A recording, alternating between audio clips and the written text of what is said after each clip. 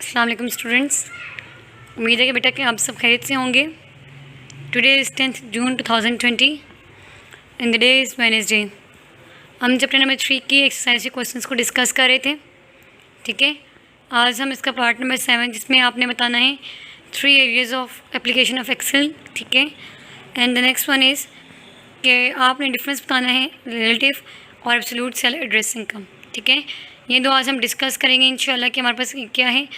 और बेसिकली हम अपने 7 क्वेश्चन को डिस्कस करने लगे पहले। अच्छा जी बेटा जी, अब पार्ट नंबर 7 आपके जो नोट्स हैं मैंने इसका आंसर गिवन किया है।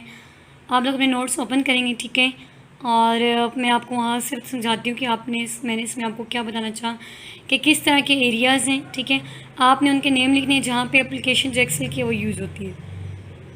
अब देखिए, Excel allow us to perform calculations like a calculator and manipulate text like a word processor। मतलब कि एक्सेल जो है वो अलाउ करते हैं आपको कि आप जैसे आपका कैलकुलेटर कैलकुलेशंस परफॉर्म करते हैं, वो एक्सेल जो है उस तरह काम परफॉर्म कर रहा होता है। ठीक है, and manipulate text like a word processor, और जैसे जैसे आपके वर्ड प्रोसेसर पे काम है। ठीक है, यहाँ पर भी आप अपने टेक्स्ट को जो है वो लिख सकते हैं, तरतीब दे सकते हैं। ठीक है, पिवट टेबल्स में क्या है कि summarise large amount of Excel data from a database that is formatted where the first row contain headings and the other row contains categories or values।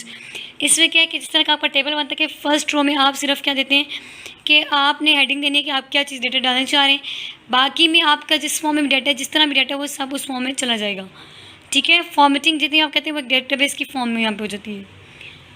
Conditional formatting आपको किस चीज़ में हेल्प करती है user की कि वो क्विकली फोकस करें important aspects जो भी सेपरेट शीट के, या हाईलाइट करें जो एरर्स उसमें आ रहे हैं, और आइडेंटिफाई करें कि कौन सा डाटा पैटर्न उसके लिए वहाँ पे जो है वो ज़रूरी है।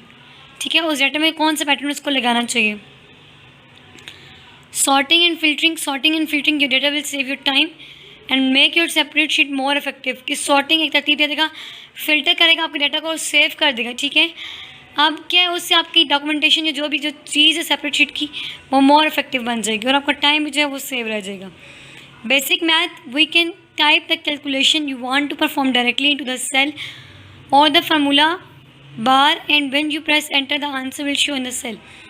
इट मीन्स कि आप इसमें कैलकुलेशंस टाइप कर सकते हैं जिस तरह की भी आपको परफॉर्म करने के लिए कही गई है। आपने एक सेल के अंदर फार्मूला डाल दिया, दूसरे में क्या वो कॉपी करके वो फार्मूला आपको आ जाएगा और आपको बार बार फार्मूला लगाने की भी ज़रूरत नहीं पड़ेगी। ठीक है, और आंसर के लिए ऑब्वियसली आपको एंटर प्रेस करना पड़ेगा। And the last one is mix type charts. इसमें अब आपके पास क्या है कि मिक्स टाइप या कॉम्बो चार्ट्स होते हैं वो कंबाइन करते हैं आपके पास। अब इसमें आपके पास क्या 2 तरह के चार्ट्स आपके पास बनते हैं। ठीक है, कम्बिनेशन 2 तरह के इसका such as Excel column chart और लाइन चार्ट, यानी कि इन दोनों का जो कम्बिनेशन वो आपके पास बनता है। ठीक है, मिक्स टाइप चार्ट्स में अब इस फॉर्मेट में आपको क्या है कि वो 2 डिफरेंट टाइप्स में जो डाटा है वो आपको स्टोर करेगा। अब वो जो फॉर्मेट आपने कहा कि जो 2 कम्बिनेशन का होता है, ठीक है, एक्सेल के ऊपर हमने कहा कि एक एक्सेल कॉलम चार्ट होता है और एक लाइन चार्ट होता है। ठीक है, तो वो आपको हेल्पफुल होता है कि आप डिफरेंट टाइप ऑफ इन्फॉर्मेशन या रेंज ऑफ वैल्यूज जो हैं वो आप उसमें शो करवा सकते हैं ईजी। ठीक है, उस फॉर्मेट के ऊपर का यह आपका क्वेश्चन नंबर था 7। अब हम 8 को डिस्कस करते हैं। ठीक है, difference between relative and absolute cell addressing के बारे में। इसका आंसर आपने बुक से करने के आपके पास जो रिलेटिव सेल एड्रेसिंग मैंने आपको बताया था जिसमें आप फार्मूला वगैरह या फंक्शन वगैरह जो है वो इंक्लूड होता है, वो रिलेटिव सेल एड्रेसिंग होता है। ठीक है, आप फार्मूला कॉपी करते हैं एक दूसरे सेल में और सेल रेफरेंस देते हैं आप। ठीक है, और वो उसकी जो फार्मूला की न्यू लोकेशन है वो चेंज कर देते हैं।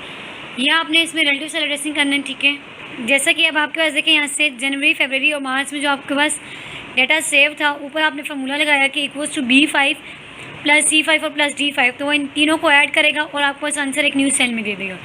ठीक है, आप उस ई के प्रेस करके ऊपर फार्मूला लगा देंगे, वो इस सेल में आपको बाकी तीनों की वैल्यूज़ प्लस करके आंसर दे देगा। आप इसमें देखिए एब्सोल्यूट सेल एड्रेसिंग में यूज़र एड्रेस करेगा एक पर्टिकुलर सेल लोकेशन, लेकिन नो मैटर उसमें क्या कौन सा फार्मूला अपीयर हुआ है by using absolute cell addressing. ठीक है, अब इसमें आपने सेल का रेफरेंस देने कॉन्स्टेंट आप कॉपी करते हैं फार्मूला और बाकी सेल्स में वैसे उसको प्लेस करते हैं। ठीक है, वो सारों के जो डाटा है उसको प्लस करके वो आपको आंसर दे देगा। लाइक अब ये देखें $1 के साइन के साथ हमने काम शुरू किया। ठीक है, आपने एक सेल्स पर्सन का टेक्स्ट लिया, आपको से सारा डाटा था उसके अकॉर्डिंगली आपने यहाँ पे फार्मूला लगाया और वो हर कॉलम को आप चेक करते हुए वो अगर आप कॉपी करते हैं और सारे बाकी में पेस्ट करेंगे लाइक अगर आप नेक्स्ट पेज में अपने देखें बुक के, उसने कॉपी किया, बाकी समय पेस्ट किया, तो उसने सब के अकॉर्डिंगली जैसे फर्स्ट का आंसर दिया वैसे उसने सबका आंसर दे दिया। ठीक है, यहाँ पे बेसिकली उसने बार बार फार्मूला लगाया नहीं है कि वो आप डी कॉलम की बात करें, वो आप ई कॉलम की बात करें, या आप उसका कौन सा C7 की बात करें, C8 की बात करें। उसने एक ही फार्मूला लगाया, कॉपी किया और बाकी समय पेस्ट किया, वो सब का आंसर उसने प्लस करके और जो भी उसका डाटा यहाँ पे फॉर्मेट लगता था उसने उसको कहा कि उसका सॉल्व आंसर दे दिया। आपने सिर्फ और सिर्फ रिलेटिव और एब्सोल्यूट इन दोनों की डेफिनेशन इस डिफरेंस में लिखनी है।